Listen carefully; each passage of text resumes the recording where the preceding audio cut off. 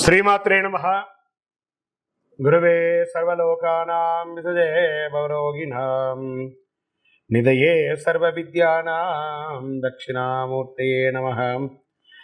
వసుదేవసుతం దేవం కంసచాణూరమర్దనం దేవకీ పరమానందం కృష్ణం వందే జగద్గురుం.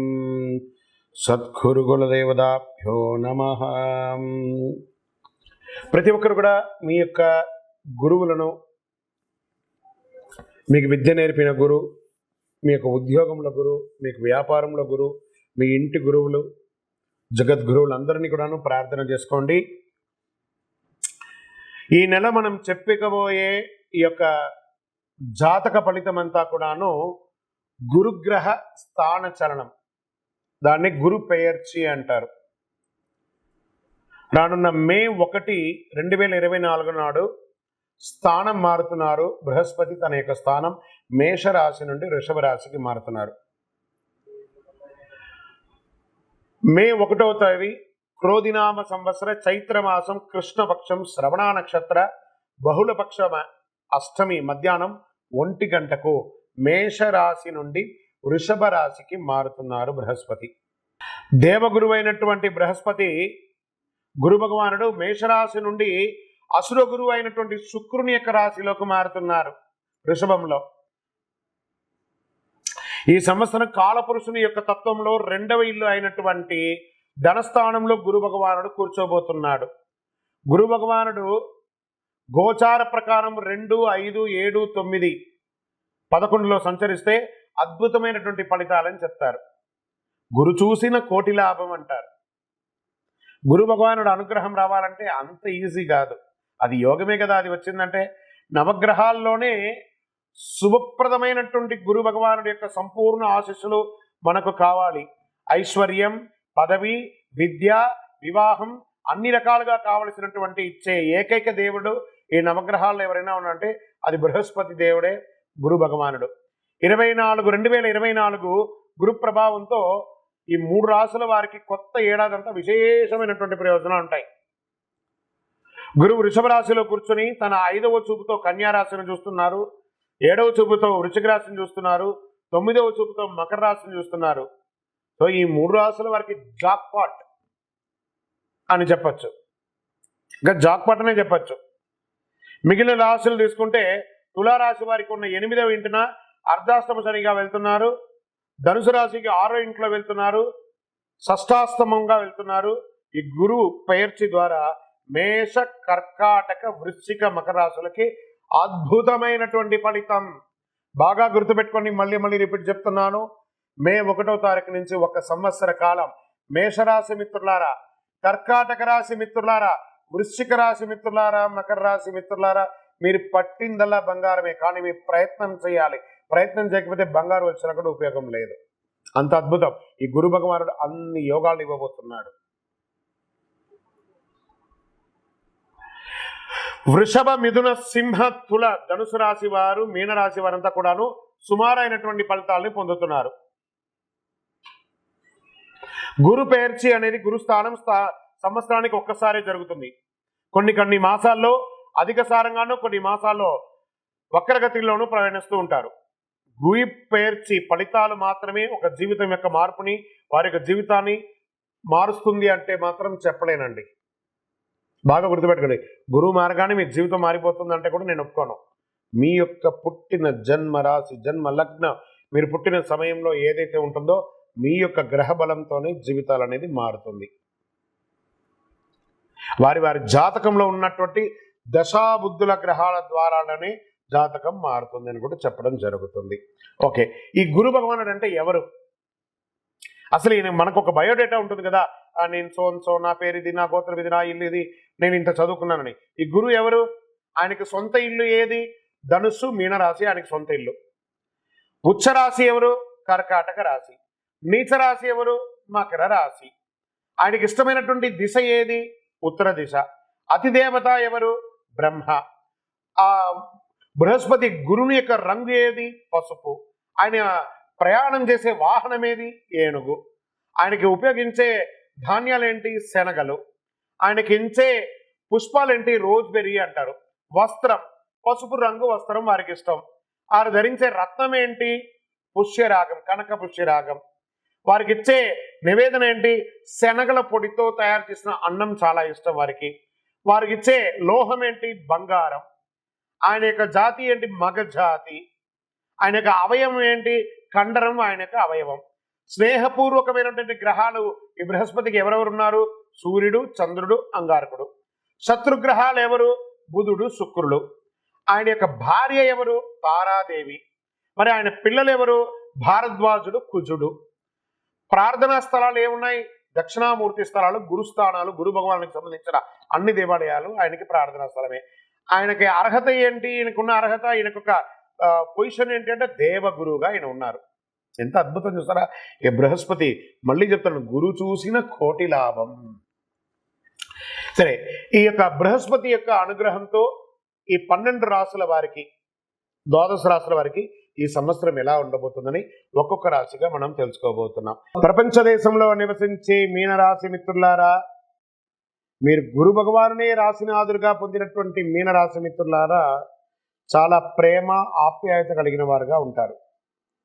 మీకు యొక్క గ్రహస్థితి ఎలా ఉంటుంది? ఈ యొక్క గురు భగవాను యొక్క మార్పు ఆ గురు పేర్చి ఎలా ఉండబోతుందంటే, ఈ సంవత్సరం మీకు గ్రహస్థితి ధనవాక్కు స్థానం నుండి ధైర్యస్థానానికి మారుతున్నారు. సప్తమ స్థానం భాగ్యస్థానం నుండి లాభస్థానంలోకి మారుతున్నారు. ఈ ధైర్యస్థానంలో నుండి మారుతున్నట్టు ఈ గురు భగవాను వల్ల మీరు అనుకున్నదంతా కూడా సాధిస్తారు. మనసులో ప్రశాంతత వస్తుంది. మీకు ఆదాయంకి వ్యయానికి పొంతలు లేకుండా లాభాలు కొరికే అవకాశాలు ఉన్నాయి. చిన్న చిన్న వాగ్వివాదాలు వచ్చినా ఇంటిలో జాగ్రత్తగా అధిగమిస్తారు. చేసే వృత్తిలో స్ట్రైట్ ఫార్వర్డ్ తనం మీకు ఉంటుంది. దానివల్ల కొంచెం నష్టపోయే అవకాశాలు ఉన్నాయి. కొత్త ఆపర్చునిటీస్ మిమ్మల్ని వెతుక్కుంటూ వస్తుంది. దాన్ని చక్కగా ఉపయోగించుకోండి. కొందరు వదిలేసినటువంటి కార్యక్రమాన్ని మీరు మొదలు పెడతారు. అది దిగ్విజయం పొందే అవకాశాలు ఈ సమయం ఉంది. వివాహం కాని వారికి ఈ సంవత్సరం వివాహం అని చెప్పచ్చు. మీ యొక్క మనోబలంతో ఎన్నో ఏళ్లుగా ఆటంకం ఉన్నటువంటి వివాహం అంతా కూడా తొలగిపోయి తిరుగుతుంది. ఈ యొక్క ప్రేమ వ్యవహారాలు అవకాశం ఉన్నాయి. విదేశాలకి వెళ్ళాలని అవకాశం ఉన్న వాళ్ళకందరికీ కూడా ఇది ఒక మంచి సమయం కూడా చెప్పచ్చు. అది చదువుగా ఉండొచ్చు, వృత్తిపరంగా ఉండొచ్చు, ఉద్యోగపరంగా మీకు చాలా అద్భుతమైనటువంటి విదేశాలు, సముద్రం దాటే యోగం మీనరాశి వారికి వచ్చేసింది. పూర్వీకుల నుంచి వచ్చే ఆస్తిపాస్తులు వచ్చే అవకాశం ఉంది. దాని ద్వారా కోర్టు వ్యవహారాలు ఉంటే తొలగిపోతాయి. రాజకీయ నాయకులకి మిశ్రమం, అవకాశం ఉంది, ఇబ్బంది ఉంది, ఇబ్బంది ఉంది, అవకాశం ఉంది, ఇలా ఉన్నాయి. కార్యకర్తలని కలుపుకొని ప్రజాక్షేత్రంలోకి వెళ్ళండి, అద్భుతమైనటువంటి ఫలితాలను పొందుతారు. వ్యాపారస్తులకి మిశ్రమ ఫలితం చెప్పచ్చు. కొత్త పెట్టుబడులు ఏది పెట్టకండి, కొత్త వ్యాపారాలు ఏమి చేయకండి, ఉన్నదే చాలు. తల్లిదండ్రుల నుంచి సంక్రమించే ఆస్తిపాస్తులకి కూడా ఏదైనా ఇబ్బందులు ఉంటే అన్నదమ్ములు అక్కచెల్లెలు కూర్చొని మాట్లాడుకొని అవి కూడా పరిష్కరించుకుంటారు. ప్రయాణాలు చేసినప్పుడు చాలా జాగ్రత్త ఉండాలి. పిల్లలకి మంచి ఆదాయం వచ్చే అవకాశాలు కనబడుతున్నాయి. ఉద్యోగస్తులకి పై అధికారుల నుంచి ప్రశంసలు, కింద వాళ్ళ దగ్గర నుంచి మిశ్రమ ఫలితాలు పొందుతున్నారు. కోర్టు వ్యవహారాలు, వాణిజ్యం ఏమైనా ఉంటే కూడా గెలిచే అవకాశాలు మిశ్రమంగా ఉంది. కొంతమందికి ఉద్యోగస్తులకి ఉద్యోగం తొలగే అవకాశం కూడా ఉంది, జాగ్రత్త. లేదా ఉన్న ఉద్యోగాన్ని వదిలి ఇంకొక ఉద్యోగానికి వెళ్ళి స్థానచలనం మారి అలా అవకాశాలు ఉన్నాయి, జాగ్రత్తగా ఉండండి.